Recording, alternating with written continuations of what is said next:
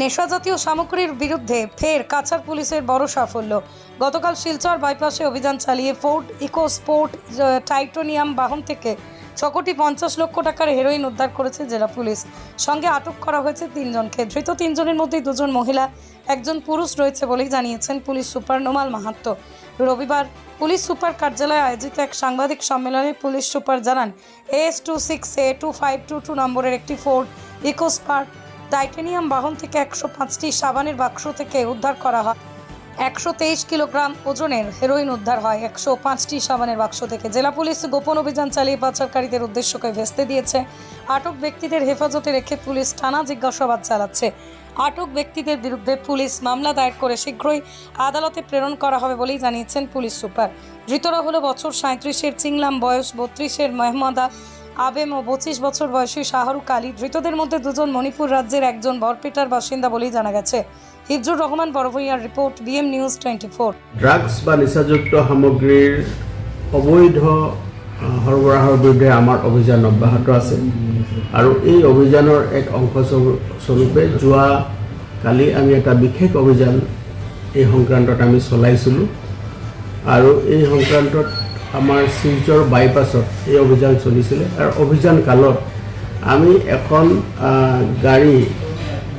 গাড়ীখন হ'ল Ford titanium.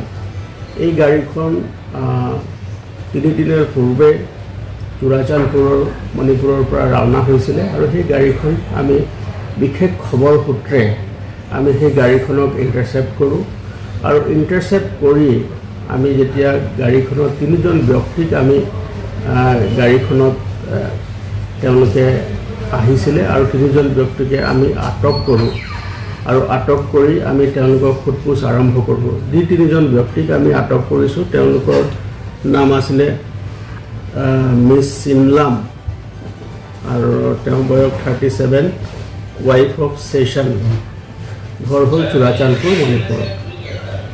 দ্বিতীয়গৰাকী মহিলা আছিলে, তেওঁৰ নাম মোহাম্মদা এলিয়াছ এবেম, 32 বয়স আৰু তেওঁৰ হাজবেণ্ডৰ নাম হ'ল শাহৰুখ আলী, ভেলা, বৰপেটা। আৰু তৃতীয়জন ব্যক্তি হ'ল Shahrukh Ali, son of Sadek Ali, residence of Bhela, Barpeta. এই 3 জন ব্যক্তিক আমি আটক কৰি সোধপোছ আৰম্ভ কৰোঁ আৰু সোধপোছ কালত আমি সেই গাড়ীখনৰ পৰা বিশেষভাৱে নিৰ্মিত ছেক্ৰেট চেম্বাৰৰ পৰা আমি 105টা চাবোনৰ বাকচত সন্দেহজনকভাৱে হিৰোইন কঢ়িয়াই লৈ যোৱা অৱস্থাত আমি 105টা চাবোনৰ বাকচ জব্দ কৰিবলৈ সক্ষম হ'লোঁ। আৰু জব্দ কৰাৰ পাছত আমাৰ যি প্ৰক্ৰিয়া আছে সেই প্ৰক্ৰিয়াৰ মতে আমি এই সামগ্ৰীখিনিক ড্ৰাগ ডিটেকশ্যন কিটৰ জৰিয়তে আমি পৰীক্ষণ কৰোঁ আৰু পৰীক্ষণৰ পালত সম্পূৰ্ণৰূপে পজিটিভ ৰিপ্লাই পোৱাৰ পাছত আমি গোটেই সামগ্ৰীখিনিক আমি আইনৰ মতে আমি চিজ কৰোঁ আৰু তাক যাৱতীয় পৰীক্ষণৰ বাবে পৰৱৰ্তী পৰ্যায়ৰ বাবে যিখিনি কৰিব লাগে মাননীয় আদালতলৈ প্ৰেৰণ কৰিবলৈ আমি তৎপৰ হওঁ।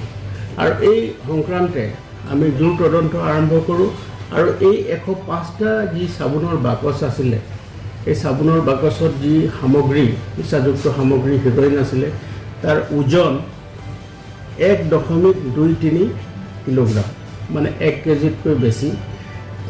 ইয়াত আমি হেৰ'ইন নিচাযুক্ত সামগ্ৰী আমি জব্দ কৰিবলৈ সক্ষম হ'লোঁ। আৰু এই নিচাযুক্ত সামগ্ৰীখিনিৰ চোৰাং বজাৰত ইয়াৰ যি মূল্য, ই 6.5 কোটিতকৈ অধিক হ'ব। গতিকে আমি গোটেই সামগ্ৰীখিনি জব্দ কৰি আমি জোৰ তদন্ত আৰম্ভ কৰোঁ আৰু জোৰ তদন্ত আৰম্ভ কালত যিটো আমি ফোৰ্ড টাইটানিয়াম গাড়ী আমি জব্দ কৰিছিলোঁ, সেই গাড়ীখনৰ নাম্বাৰ হৈছে AS26A2522। সেই গাড়ীখনকো আমি আইনৰ প্ৰক্ৰিয়াৰ মাজেদি আমি জব্দ কৰোঁ বা চিজ কৰোঁ। আৰু গোটেইখিনি যি প্ৰক্ৰিয়া আছিলে সেই প্ৰক্ৰিয়াত আমি ইণ্ডিপেণ্ডেণ্ট উইটনেছৰ যি উপস্থিতিত আমি গোটেই সামগ্ৰীখিনি আমি চিজ কৰোঁ আৰু আমি জোৰ তদন্ত আৰু চলাই গৈছোঁ যে ইয়াৰ লগত সম্পৰ্কিত হৈ থকা আপৱাৰ্ড লিংকেজ আৰু ফৰৱাৰ্ড লিংকেজেছ যি আছে তাক এষ্টাব্লিছ কৰি তেওঁলোকৰ বিৰুদ্ধে কঠোৰতম আইনগত ব্যৱস্থা ল'বৰ কাৰণে আমি তৎপৰ হৈ আছোঁ। আৰু প্ৰাৰম্ভিক তদন্তকালত দেখা গৈছে যে গোটেই সামগ্ৰীখিনি চুবুৰীয়া ৰাজ্যৰ পৰা তেওঁলোকে কঢ়িয়াই লৈ আহিছিলে আৰু কঢ়িয়াই লৈ আহি আমাৰ জিলাৰ মাধ্যমেদি জিলাৰ এটা ট্ৰেনজিট পইণ্ট হিচাপে লৈ ইয়াৰ পৰা বেলেগ ৰাজ্যলৈ লৈ যোৱাৰ তেওঁলোকৰ পৰিকল্পনা আছিল। গতিকে এই যি আমাৰ তদন্ত আছে, তদন্ত এতিয়াও আমাৰ অব্যাহত আছে আৰু তেওঁলোকৰ আৰু যি তথ্য আমি এই মোকৰ্দমা সংক্ৰান্ত আমি ৰুজু কৰি মোকৰ্দমা সংক্ৰান্তত আমি যি লাভ কৰিম, এই সকলোবোৰ লোকৰ বিৰুদ্ধে কঠোৰতম আইনগত ব্যৱস্থা আমি গ্ৰহণ কৰিম।